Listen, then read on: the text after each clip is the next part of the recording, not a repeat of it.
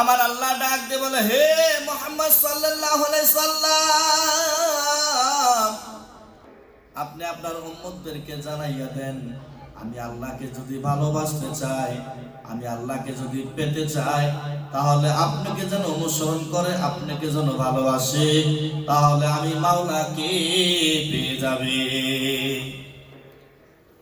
সাহাবায়ে কেরাম কি পরিমাণ ভালোবাসত! সাহাবায়ে কেরাম নবীকে জীবনের চেয়েও ভালোবাসত রে বন্ধু।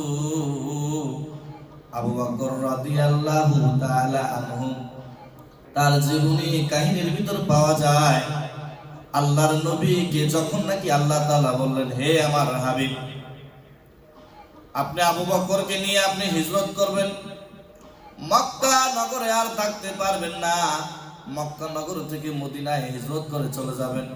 কারণ হলো কাফেররা আপনার জন্য অনেক ষড়যন্ত্র করতেছে, আপনাকে হত্যা করার জন্য অনেক পরিকল্পনা করতেছে।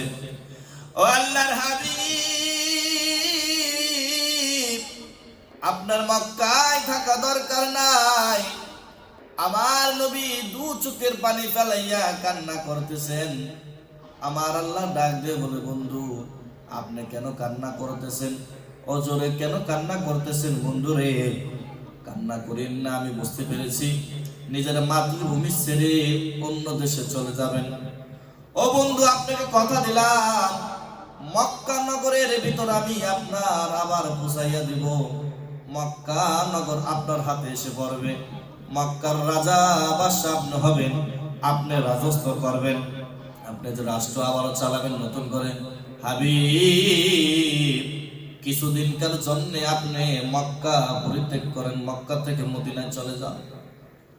আল্লাহর হাবিব মুহাম্মদ সাল্লাল্লাহু আলাইহি সাল্লাম আবু বকরের বাড়িতে যাই গেলেন। আবু বকর, দেরি করিও না, আল্লাহ নির্দেশ দিয়েছেন এই রাত্রে আমাদেরকে মক্কা থেকে মদিনায় চলে যাইতে হবে।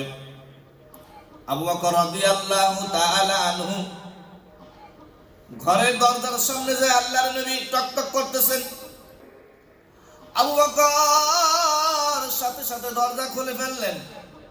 আল্লাহর নবী জিজ্ঞাসা করলেন, আবু বকর ব্যাপারটা কি?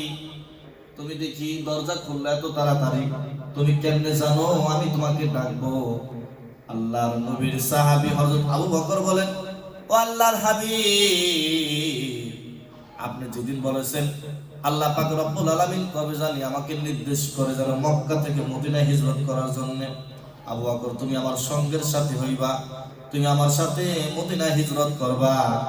ও আল্লাহর নবী, যেদিন আপনি এই কথা বলেছেন আজকে 6 বছরে আমি আবু বকর ঘুমাই না, আমি বিছানায় আমার মাথা লাগাই না। আল্লাহর নবীর সাথে আবু বকর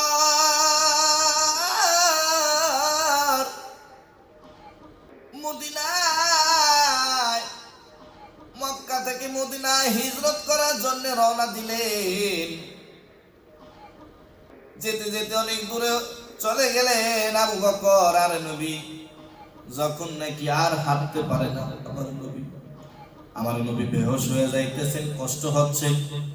আমার নবী রাহমাতাল লিল আলামিন, পাওগুলো ফুলে গিয়েছে।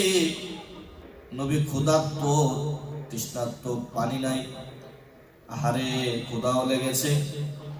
আবু বকর নবীর কষ্টগুলো দেখতেছেন, সহ্য হয় না, আবু বকর খালি কান্না করে। আল্লাহর নবী মুহাম্মদ সাল্লাল্লাহু আলাইহি ওয়াসাল্লাম বলেন, আবু বকর, একদিন নয়, 3 দিন নয়, 5 দিন হয়ে গেল আমরা চলতেছি, পথ চলতেছি, মক্কা নগরের রাস্তাগুলো আঁকা বাঁকা। আমার বন্ধুগণ, সাধারণত এখন মক্কা নগরে রাস্তাগুলো কত সুন্দর করেছেন, কিন্তু ওই সময় নবীর আমলে, নবীর সময়, ওই সময় পাহাড়ি রাস্তা ছিলেন, খালি আঁকা বাঁকা ছিলেন, রাস্তা কোনো ঠিক ঠিকানা ছিলেন না। নবী আলাইহিস সালাতু ওয়াস সালাম যখন নাকি বললেন, আবু বকর আমাদেরকে একটি গুহার ভিতরে আশ্রয় নিতে হবে আপাতত। আবু বকর তারপরে নবীকে নিয়ে পাহাড়ের দিকে রওনা দিলেন। পাহাড়ে উঠতেছেন ধীরে ধীরে। যখন নাকি পাহাড়ের দিকে উঠতেছেন, নিচে থেকে উপরে উঠতেছেন, পাথরের ভিতরে পাড়া দেন। আল্লাহ নবী পাথরের ভিতরে পাড়া দেওয়ার সাথে সাথে পাথর নরম হয়ে যায় তোলার মতন। সুবহানাল্লাহ। আল্লাহর নবী জিজ্ঞাসা করে, পাথর রে তুমি কেন নরম হইয়া যাইতেছ? ডাক দে বলো, আল্লাহর হাবিব, আপনি কি ভেবেছেন খালি আপনি মানুষের নবী না কোনো নবী? আপনি আমাদেরও নবী, পাথরও নবী। সুবহানাল্লাহ। আল্লাহর নবী দুনিয়ার সমস্ত কিছুর, দুনিয়াতে যত মাখলুক আছে সবার নবী, জিন জাতিরও নবী, পশু পাখিরও নবী, গাছপালা তরুলতা পাহাড় পর্বত যা আছে সব কিছুর নবী। আমার নবীকে গাছ পর্যন্ত সালাম দিতেন, পাহাড় পর্যন্ত সালাম দিতেন, ছাগল পর্যন্ত নবীকে সালাম দিতেন, উট পর্যন্ত নবীকে সালাম দিতেন। নবীকে সবাই চিনে রে বন্ধু,